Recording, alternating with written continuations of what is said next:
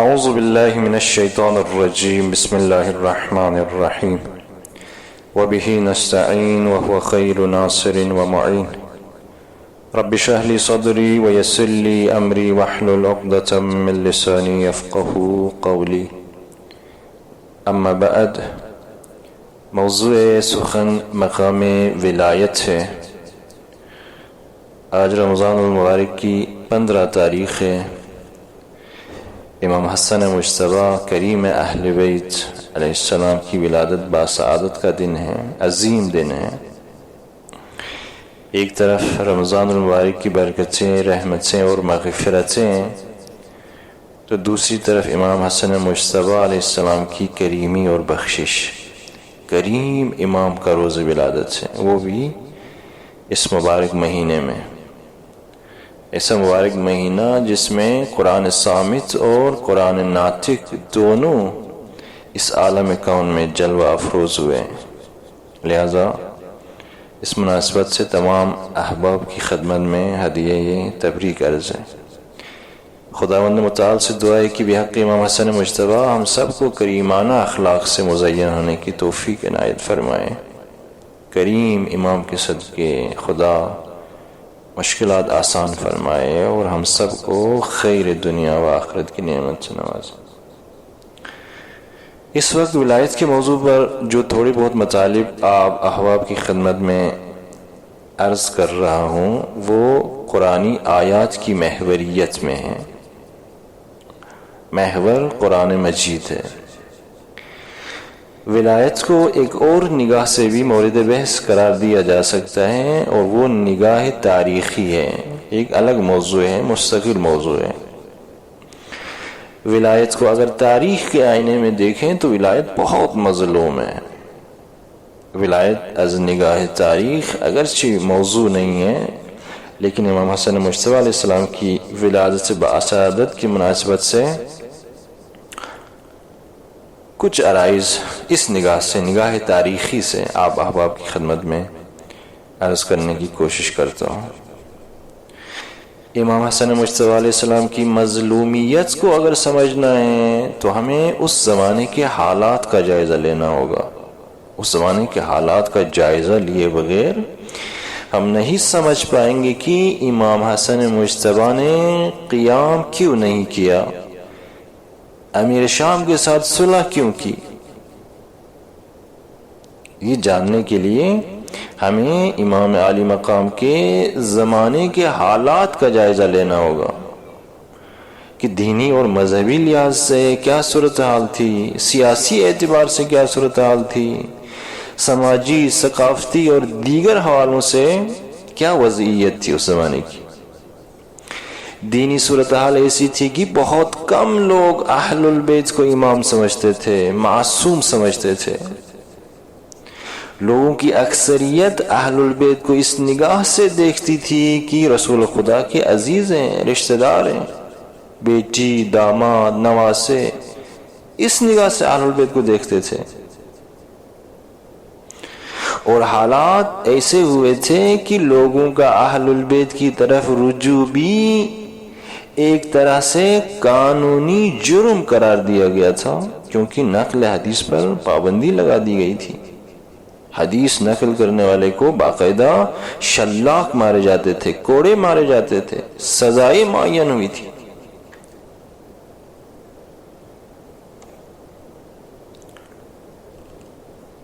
اور حالات ایسے تھے کہ ظاہری خلافت سے پہلے امیر المومنین علیہ السلام ایک طرح سے تبعید تھے، مدینے سے باہر کسی باغ میں زندگی گزارتے تھے. یہ حالت تھی. لوگ حاضر نہیں تھے کچھ سننے کو، اسی لیے امام حسن مجتبیٰ سفرہ پہن کرتے تھے. دسترخوان امام حسن معروف ہے، کریم اہل البیت. لوگوں کو اس طرح جمع کرتے تھے تاکہ ان سے کچھ کہہ سکیں، دو کلام بات کر سکیں ان سے. انگشت شمار لوگ امام کو معصوم سمجھتے تھے، بہت کم، قلیل تعداد تھی ایسے لوگوں کی. ائمہ علیہ السلام کے زیارت ناموں سے اندازہ ہوتا ہے کہ لوگوں نے اہل البیت علیہم السلام کے ساتھ کیا کچھ نہیں کیا اور کیسی کیسی تہمتیں نہیں لگائی، شہادتیں دے دے کر یہ کہنا کہ اشہد انک قد اقمت الصلاۃ وآتیت الزکاۃ وامرت بالمعروف ونہیت عن المنکر، میں گواہی دیتا ہوں کہ آپ نے نماز قائم کی، زکوٰۃ ادا کی، معروف کا امر کیا، منکر سے روکا۔ کہ اس طرح گواہی دینا زیارتوں میں اس زمانے کے حالات کی عکاسی کرتا ہے کہ اہل بیت عصمت و طہارت کے خلاف کس قسم کا غلیظ پروپیگنڈا ہوا ہے۔ جب مولا کائنات کی شہادت ہوئی مسجد کوفہ میں اور خبر پھیل گئی تو لوگوں نے تعجب کیا ہے کہ علی کا مسجد سے کیا کام تھا، کیا علی نماز بھی پڑھتے تھے؟ اشہد انک قد اقمت الصلاۃ، میں گواہی دیتا ہوں کہ آپ نے نماز قائم کی۔ یہ زیارت کا لب و لہجہ بتا رہا ہے کہ حالات کس قسم کے تھے۔ زیارت ناموں کے اس لب و لہجے سے آپ اندازہ لگا سکتے ہیں کہ لوگ اہل البیت کو کس نگاہ سے دیکھتے تھے، کیا مقام تھا اہل البیت کا اس زمانے میں۔ ابن عباس اور امام حسین علیہ السلام ایک جگہ بیٹھے ہوئے، ایک شخص آتا ہے اور کہتا ہے میرا ایک سوال ہے، تو امام حسین علیہ السلام اس کی طرف متوجہ ہوتے ہیں اور فرماتے ہیں بسم اللہ فرمائیں۔ وہ شخص کہتا ہے سوال میرا آپ سے نہیں ہے، میرا سوال استاد محترم سے ہے، یعنی ابن عباس سے۔ استاد محترم بھی مسکراتے ہیں، بجائے اس کے کہ کہیں کہ یہ کیا بدتمیزی ہے، یہ امام کے سامنے یہ کیا بے ادبی ہے، اسے ٹوکنے کے بجائے استاد محترم مسکراتے ہیں اور سوال کا جواب دیتے ہیں۔ یہ صورتحال ہے اس زمانے کے لوگوں کی۔ بہت کم لوگ تھے جو امام کو امام سمجھتے تھے، امام کو معصوم سمجھتے تھے۔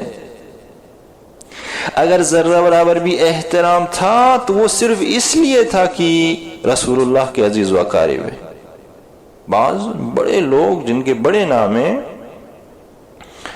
امام حسن مجتبی کے پاس آتے ہیں اور کہتے ہیں، نصیحت کرتے ہیں کہ باپ کی طرف مت بنو، اپنے باپ کی طرح مت بنو، نعوذ باللہ من ذلک۔ کہتے ہیں ہم نے آپ کے بابا کو نصیحت کی لیکن انہوں نے ہماری نہ سنی، اگر سنتے تو آج یہ حالت نہ ہوتی۔ آپ بھی ایسا نہ کریں، سیاست سے کام لیں۔ استغفر اللہ۔ انہیں معلوم نہیں تھا کہ امام حسن مجتبی کون ہے، یہ صورتحال تھی۔ حتی رسول اللہ کے بارے میں یہ نظر رکھتے تھے کہ رسول اللہ صرف وحی اخذ کرتے وقت معصوم ہے، بس۔ اسی لیے جب بھی رسول اللہ کوئی بات کرتے تھے تو کہتے تھے کہ امن اللہ امن،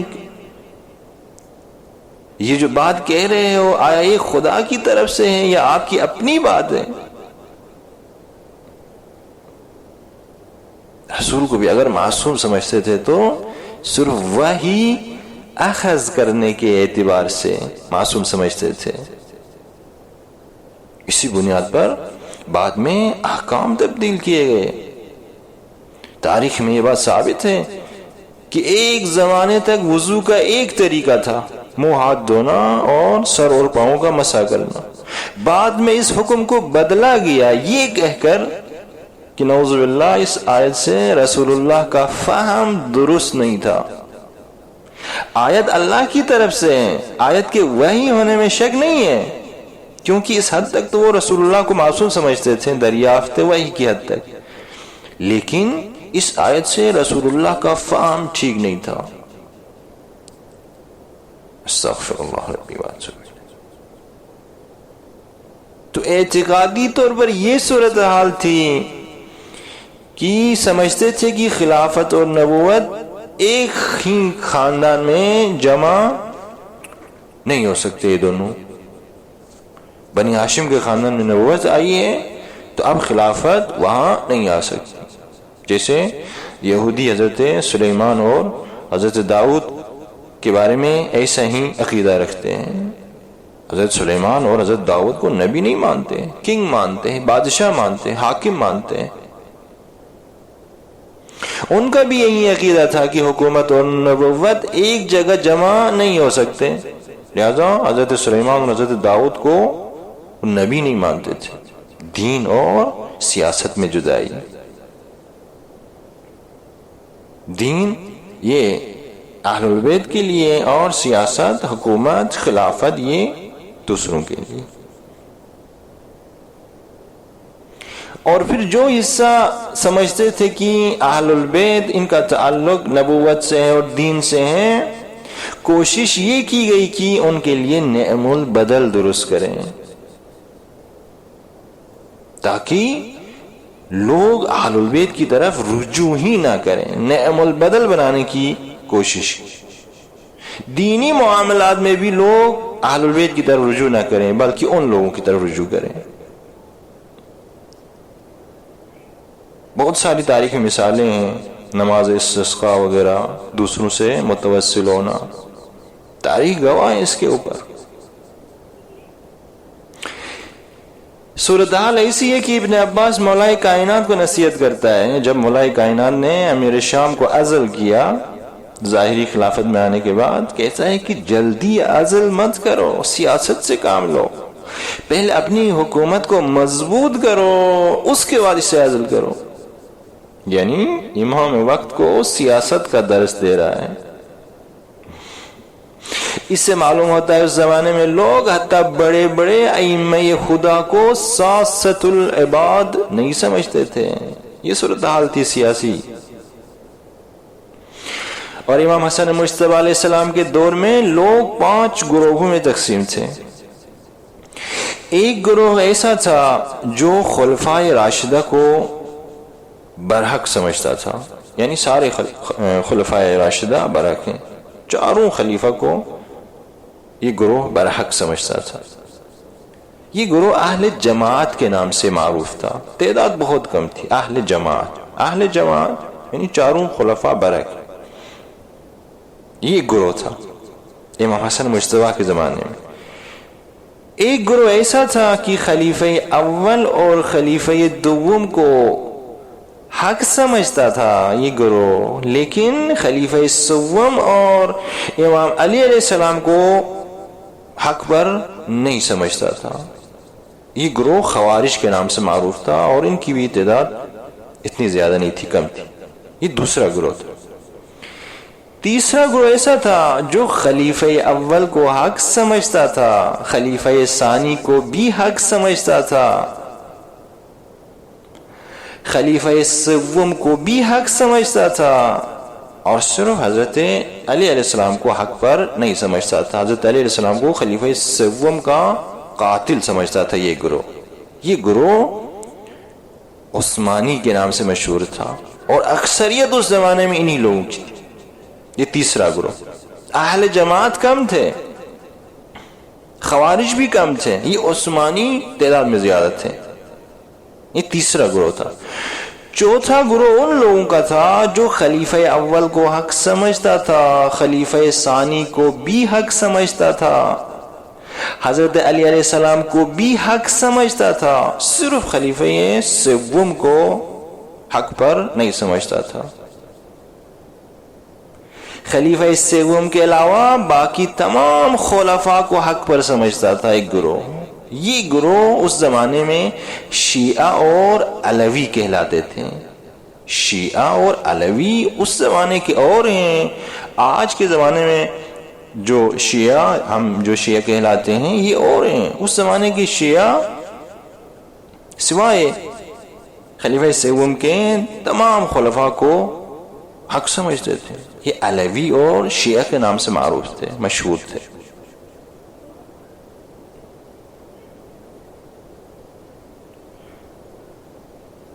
پانچواں گروہ ان لوگوں کا تھا جو امام علی علیہ السلام کو خلیفہ بلا فصل مانتے تھے،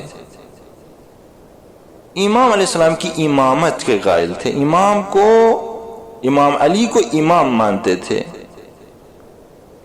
بلا فصل خلیفہ مانتے تھے۔ اور یہ لوگ رافضی کے عنوان سے معروف تھے، یعنی شیعہ جو آج کل شیعہ جس معنی میں ہے وہ زمانے میں رافضی کے عنوان سے معروف تھا. ان کی تعداد بہت کم تھی. اہل جماعت رافضیوں سے کچھ زیادہ تھے، اور خوارج جو ہیں وہ تعداد میں تھوڑے زیادہ تھے. اکثریت عثمانیوں کی تھی یا علویوں کی تھی.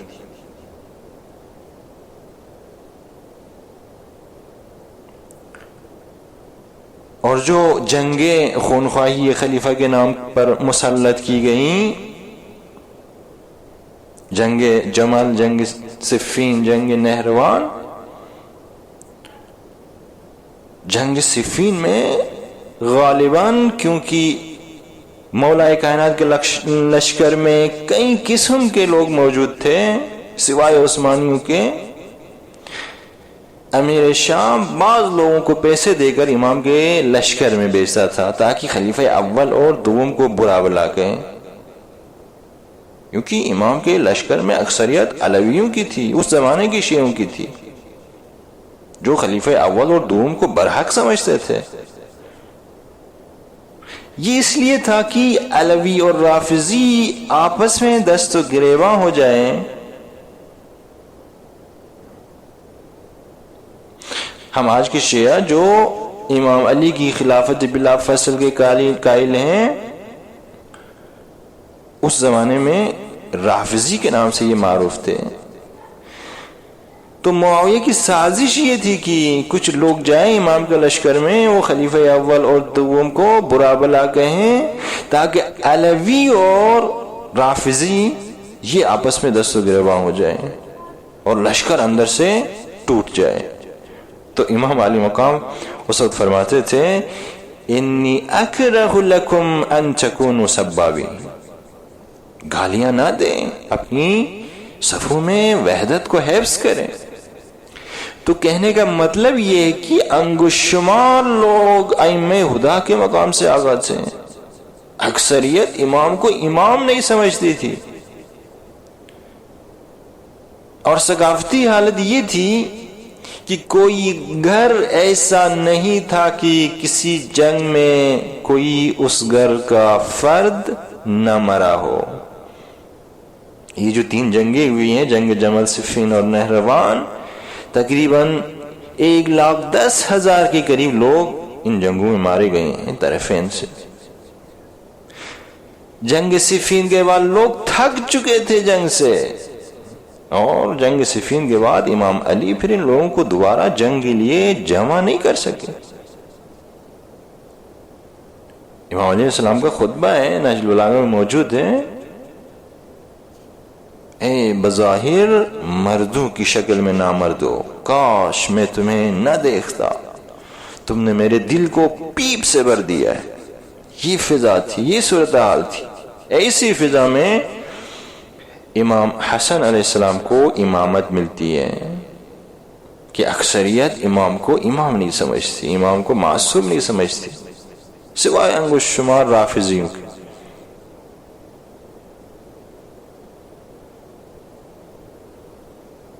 اور جو علوی تھے اور اس زمانے کے شیعہ جو عثمانیوں کے مقابلے میں تھے، یہ امام کو امام نہیں سمجھتے تھے، امام کو منصوب من اللہ نہیں سمجھتے تھے. خوارج بھی اگر امام علی مقام کے ساتھ ملے تھے تو صرف بغض امیر شام میں ملے تھے، امام کے ساتھ کوئی فکری، قلبی، اعتقادی وابستگی نہیں تھی. اور ادھر سے خلیفہ سوم کے قتل کا ماجرا داغ تھا. طلحہ مارا جا چکا تھا، زبیر مارا جا چکا تھا، امام علی علیہ السلام شہید ہو چکے تھے. تو ایسے میں اگر امام حسن علیہ السلام قیام کرتے تو یقیناً امام بھی شہید ہو جاتے اور امام کا خون دب جاتا. 1,10,000 کے قریب لوگ مارے جا چکے تھے. طلحہ مارا گیا ہے، زبیر مارا گیا ہے، عثمان مارا گیا ہے، امام علی شہید ہوا ہے، اس وقت لوگوں کی نظروں میں ان کا خون نمایاں تھا۔ ایسے میں امام حسن بھی اگر شہید ہوتے تو لوگ کہتے ہیں چلے ایک اور اضافہ ہو گیا، خون دب جاتا، شہادت رائیگاں جاتی۔ اور ادھر ممبر سے تبلیغات اپنے عروج پر تھی، لوگوں کے ذہنوں کو امام حسن سے منحرف کرنے کے لیے ہر طریقہ اپنایا گیا۔ ممبر سے یہ کہہ کر لوگوں کے اذہان کو تشویش میں ڈالا جاتا تھا کہ خلیفہ سوم قتل مظلوما، قتل شہیدا، قتل عطشان۔ امام علی اور اولاد امام علی کو لوگ خلیفہ سوم کا قاتل سمجھتے تھے، جبکہ امام علیہ السلام نے امام حسن حسین کو بھیجا کہ جاؤ لوگوں کے ہجوم کو روکو، عثمان کو بچاؤ کہ کہیں خلیفہ کشی باب نہ بنے۔ اور امام حسن اور امام حسین گئے ہیں بچانے کے لیے، یہاں تک کہ امام حسن پر تیر لگائے اور زخمی ہوا ہے مولا، لباس خونی ہوا ہے مولا، لیکن لوگوں کا ہجوم اتنا تھا کہ بچا نہ سکے۔ اور بعد میں اسی کو منفی پروپیگنڈے کے طور پر پیش کیا گیا کہ اولاد علی اس ہجوم میں کیا کر رہی تھی، اولاد علی کا لباس کیوں خونی تھا، نعوذ باللہ من ذلک۔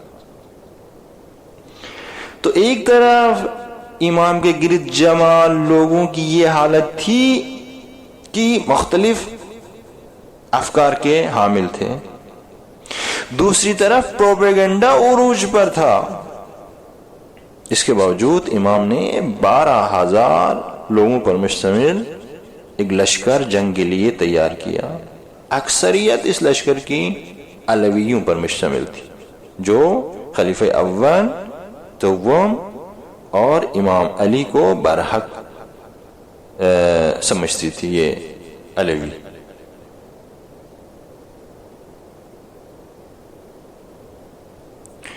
اور امام کے لشکر کا جو سپاہ سالار وہ راتوں رات تقریباً 8,000 سپاہ کے ساتھ بک گیا چند درہموں کے عوض۔ اور اب لشکر میں صرف 4,000 لوگ رہ گئے ہیں، جن میں خوارج بھی شامل ہیں۔ امام خیمے میں اور نماز کا وقت ہوا ہے، نماز کے لیے جیسے امام کھڑے ہوتے ہیں، بعض زر خریدوں نے شور کرنا شروع کیا کہ صلح ہو گئی، جنگ ختم ہو گئی۔ یہ سننا تھا جو لوگ مال غنیمت کی خاطر جنگ کرنے آئے تھے، امام کے لشکر کا حصہ بنے تھے، انہوں نے یہ سنتے ہی لوٹنا شروع کیا، اپنے ہی لشکر کے لوگوں کا ساز و سامان لوٹنا شروع کیا، حتیٰ امام کے خیمے کو اکھاڑا اور جو کچھ خیمے کے اندر تھا صاف کر دیا۔ یہاں تک کہ 2 آدمی آگے بڑھے اور امام کے پاؤں کے نیچے جو مسلح بچھا ہوا تھا جس پر امام نماز پڑھ رہے تھے، اس سے پاؤں کے نیچے سے کھینچا ہے اور امام منہ کے بل گرے ہیں۔ یہ صورتحال تھی، اور پھر امام پر حملہ بھی ہوتا ہے اور امام زخمی ہو جاتے ہیں۔ ایسے حالات، اس موقع پر اگر امام قیام کرتے یقیناً شہید ہو جاتے، لیکن امام کا خون وہیں پر دب جاتا، شہادت رائیگاں جاتی۔ تو حکمت کا تقاضا یہ تھا کہ ان کے مکروہ چہروں سے نقاب اتارا جائے، اور یہ کام امام نے دشمن کو موقع دے کر کیا۔ شرائط رکھی اور ان شرائط کے اوپر عمل نہیں ہوا۔